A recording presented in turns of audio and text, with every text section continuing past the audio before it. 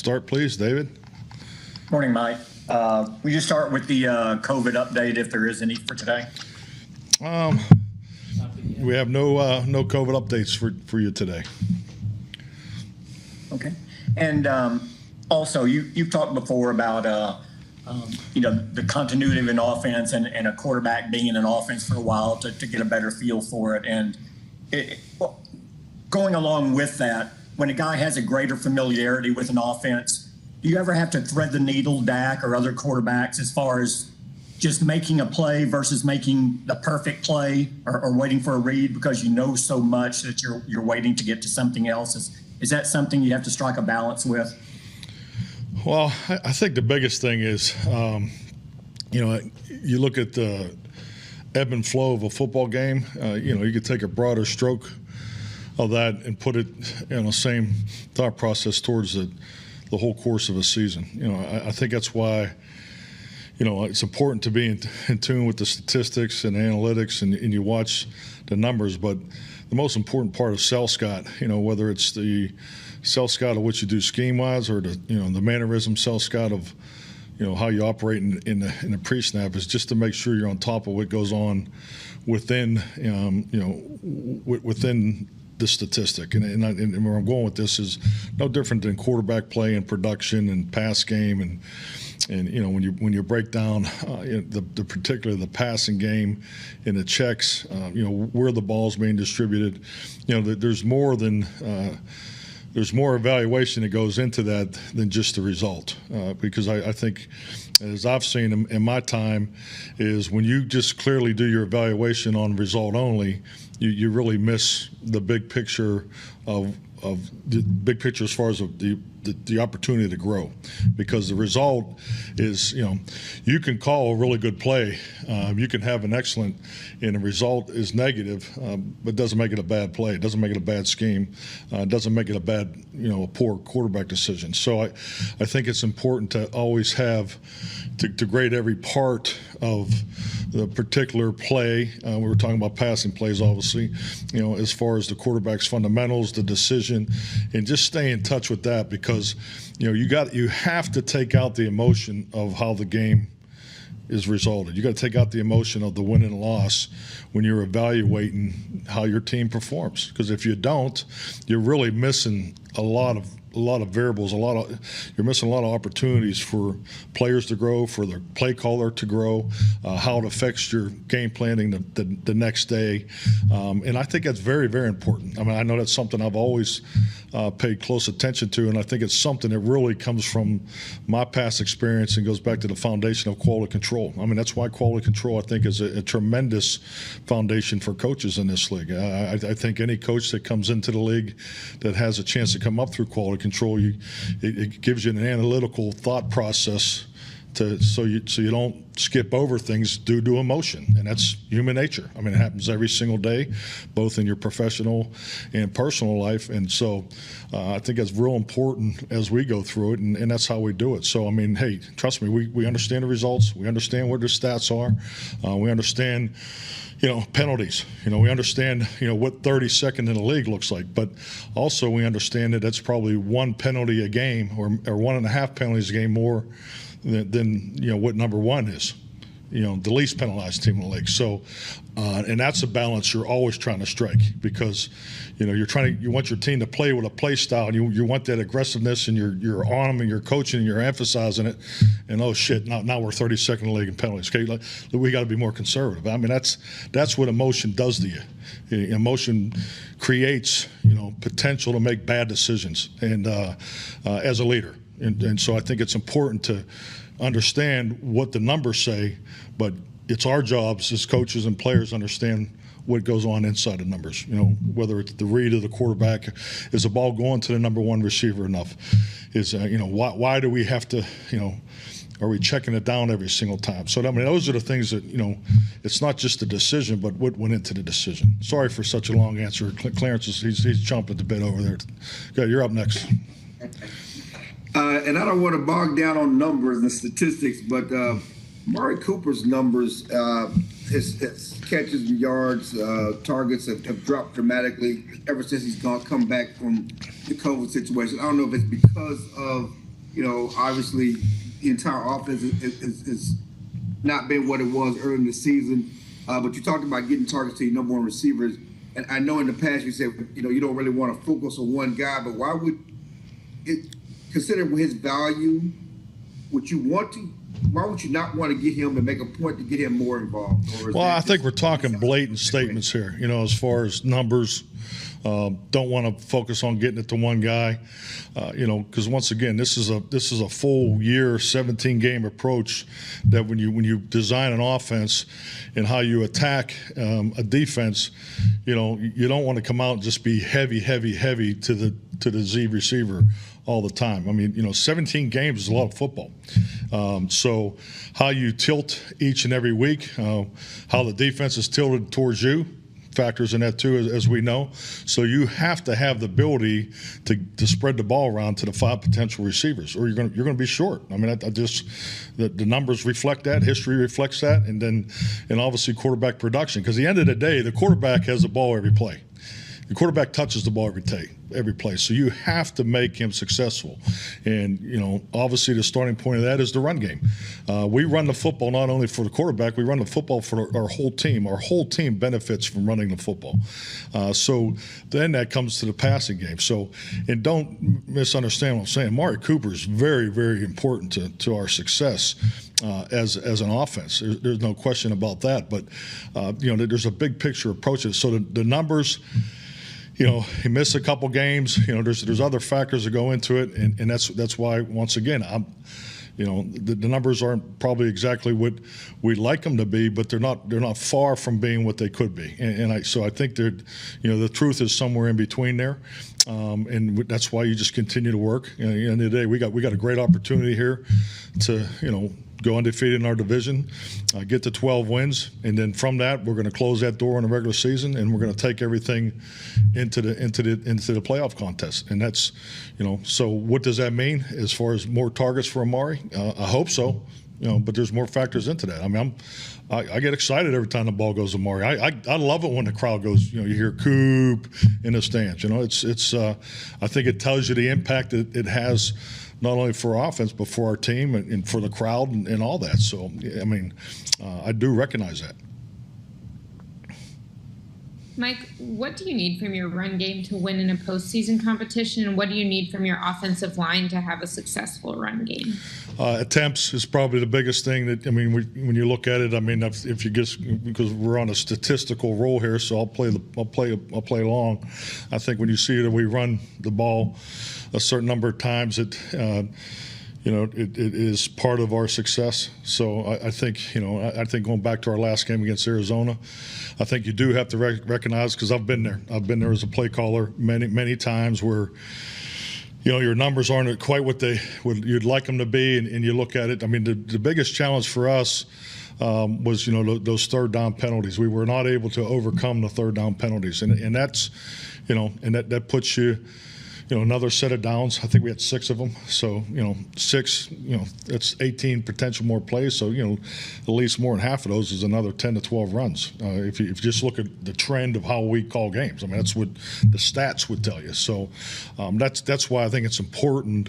The final score, the final statistic, they're important. You got to look at everything else too. You got to look at all the other things that went into that. It's, we didn't like the way the game, ended in Arizona, but there's still a lot out of that game that we can learn from, and frankly, there'll be a lot that we'll be able to pay forward if we have the opportunity to compete against them again. So that's my reality, and that's the way I look at it, and that's the way we'll continue to move forward, and that's why our locker room's so damn confident and they believe in themselves, which is probably more important than anything as we enter into these playoffs. Absolutely. And we talked with you Monday about some of the trends and how it's a league of trends. And if teams are seeing that disguises are working well against Dak, you expect to see them again. What's the key to countering that, especially when Dak himself is saying, I do need to work on that post-snap because I'm seeing it more than I see other teams experience on film? I think it's just, frankly, I think Dak gave you an honest answer and in a press conference after a tough loss. But the reality is, that's the world we live in. We compete against a defense in training camp that, doesn't show you the coverage before the ball snapped. And there's, pre-snap, and we talked about it, privately and as a group here. You break down every play into pre-snap, the 2.3 and above the 2.3. So, the pre-snap is a big part of what goes on in today's NFL, and it's only going to be a bigger challenge, this week coming up. I mean, just looking at what Philadelphia has done, some of the things they're different, a little differently defensively than they were at the beginning of the year, and the pre-snap is part of that. So this will be a great challenge for us, and I think it'll only be increased and maybe even more effective, once we get into the playoffs. Because I mean, it's, playoff teams are, they do a hell of a job, trying to win the pre-snap. We're all trying the same thing. So I'm not as concerned about it because it's something that we work on all the time. And I think Dak and I think Tyler and I think our tackles and I think our perimeter group, they do a very good job of recognizing what's going on before the pre-snap. So it's a focus for us every day, and I'm confident that we'll show up Saturday night with a good reaction to the pre-snap. I know it's difficult at times to get the ball deep because of what you're seeing in the coverages and even running the ball when they have 8 in the box. Do you think sometimes, every once in a while, regardless of what you're seeing, let's attack, let's challenge them a little bit on the deep ball, or if they have 8 in the box, let's not check out of it. Let's run the ball. Let's see what we can do. Like the way you're thinking. No, I mean, hey, I think when you want to throw deep, you throw deep, and when you want to run the ball, you run the ball. And I think you have that component in your offense. I know we do. And to me, I think when you put in plays, you have primary plays, secondary plays, and auxiliary plays, and then the category that those 3 types of plays go into, you have run it plays that you run it no matter what they line up in, and you have pass plays you throw it no matter what they line up in, and then you have an adjustment part of it, and I think that's a credit to really where our league is. There's more at the line of scrimmage decision making that goes on in our league that went on 10, 15, 20 years ago. I could speak from experience. So, but I think that's all part of it. But yeah, I don't disagree with your view of it, and how much run it plays versus how many adjusted plays. That's all part of the chess match. One thing about Diggs, considering his skill set, you surprised that teams are still challenging him, especially down the field at times? I think it's part of it. I think it's part of the big picture, and I think it goes to probably, you can tie this up to the 5 questions right before it. If you looked at his stats of how many interceptions he had, you say, hell, I'm not throwing it over there to that guy. But, you got to look within the stats. Obviously they believe in their players, and it's all part of the competition. And I know personally I like it when they do throw his way, because I feel very good about his opportunities when the ball's in there. But, I think part of playing corner, part of, playing a lot of one-on-one, the exposure to big play possibilities is higher. And I think that's part of the statistics that you're referring to. But, we understand that, and it's all part of the risk and reward. And, and let's not forget, he's a young player that's done some great things. So, and he will continue to get better and continue to grow. It's exciting. In regard to Micah's versatility, how would you describe what the value of that is for your defense? I know maybe that goes without saying, but when if we're to address it, what does it mean to your defense that Micah is so versatile as he is? Impactful, very impactful. I think like anything in this game, there's so much made of individual performance, but let's not forget it is an 11-man game, and how one individual's performance and how one individual's alignment, how one individual's pre-snap movement, how does that affect what the opponent's going to do? And I think that's something that you would rate Micah very high, even as a rookie. So that's something that we definitely benefit from it. So I think that's clearly in definition of an impactful player, and he's definitely been that for us from day one. And from your time as a coach and even before, just observing the league, his versatility as a player in the front 7, is it unique? Have you seen someone be as versatile as he is for a front 7 type player? No, I haven't. When we first started, I talked about Brian Urlacher because I thought Brian had such a unique skill set. He played safety, then moved up and very instinctive and aware, intelligent player that was impactful. But Micah's pass rush skill set is outstanding. And I think the combination of what he can do off the ball too is very unique. I know people have talked about Derek Thomas from a pass rush. I was very fortunate to be around Derek for 6 years and super impactful to the game. Everybody knew where Derek was lined up, particularly in every passing situation. And I think Micah also brings some of that, and obviously the benefit of playing with the front that he plays with too. So I think his skill set to be able to be both on and off the ball is extremely unique. Zeke said yesterday he thought movement in the defensive line was one of the issues for your run game. Do you agree with that? And how do you fix that or try to deal with it better? Well, it's not just one thing. It's not absolute, but I agree with Zeke. We're seeing more of it, and I think it's like anything in this league. If you go back to the Saints game, they had a lot of success with us moving it, and we see it every week. It's just a matter of how much, and the success of it. So I think we'll continue to see that, moving forward. I mean, that's a part of it. It's a little bit like the answer before. I mean, it's not a matter of if you're going to see it. It's just a matter of how much, and we definitely will continue to work on it, and we'll be prepared for it. But yeah, it's definitely been a factor in some of the challenges that we've had of late.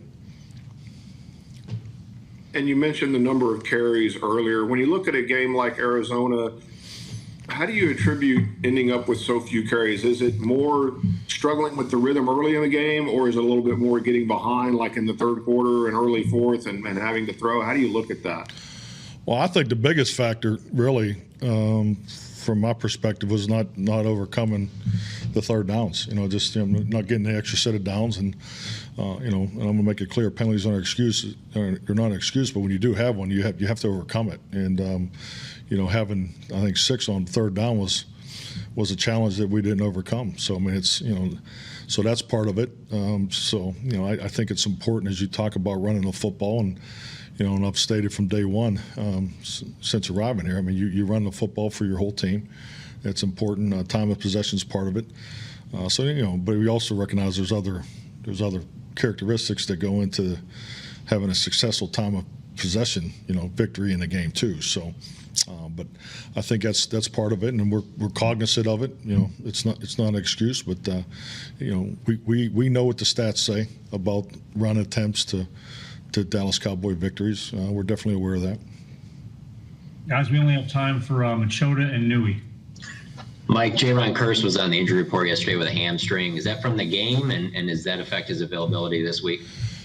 I don't think he'll do much today, so I don't really have a clear answer for you for Saturday night. He's played a ton of football. He's played through a bunch of stuff, and so obviously we just want to be smart with him. But we'll see how he is today. I know he will start in the rehab group today, so I don't know if he'll progress to the practice. And then just with Greg Zuerlein, what's your confidence level in him right now? I mean, I have a lot of confidence in Greg. I think just like anything, I'm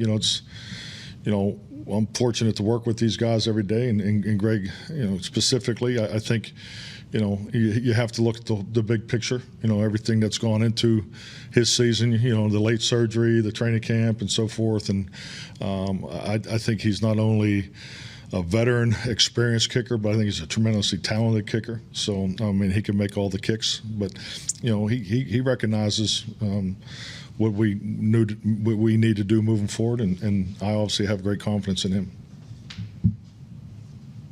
Mike, 4 times this year your team's had 10-plus penalties in a game, and you already spoke about the league high in the penalties. What steps do you take as a coach to try to solve this late in the year?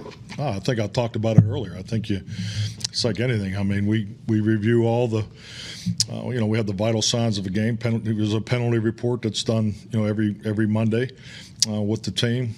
We talk it through. We have the penalties broken down into 3 categories. Pre and post snap categories, combative penalties, and discipline penalties. So, and we identify which penalty goes in each category and coach through it, the specifics of it. Then it's broken down individually into the technique and fundamental components that we can really focus on. And then and then frankly, you talk about the penalties again on a Saturday. We talk about them a Saturday morning team meeting, and basically the trends of the officiating crew that we're going to have on that given Saturday night or Sunday, and just it gives you another opportunity to emphasize the things that, because everybody has tendencies, but whether they're heavy on the pre-snap, heavy at the point of attack, and just gives you another chance to identify just play with more discipline in the fundamentals. It's something that's you're always coaching to be better in that area. And but I think the part that people need to recognize is your play style plays into that too. So particularly when you're a new program, if you look at my history, my first 2 years in my last job, we were heavier in penalties because you're trying to change every coach is trying to get the team to play the way he visions them to play, and I think this is part of that process. Frankly, that's been my history. So we'll continue to work at it, and I clearly don't think it'll be a factor in the outcome of how we perform, because we're definitely going to get on the edge. I want our guys being as physical as hell, playing a more physical game than their opponent, and so forth. And so with that, the aggressiveness that comes with that is a priority, but the discipline with that is obviously a priority we need to continue to work with. And last question for you: what case could you make for Micah Parsons to be Defensive Player of the Year?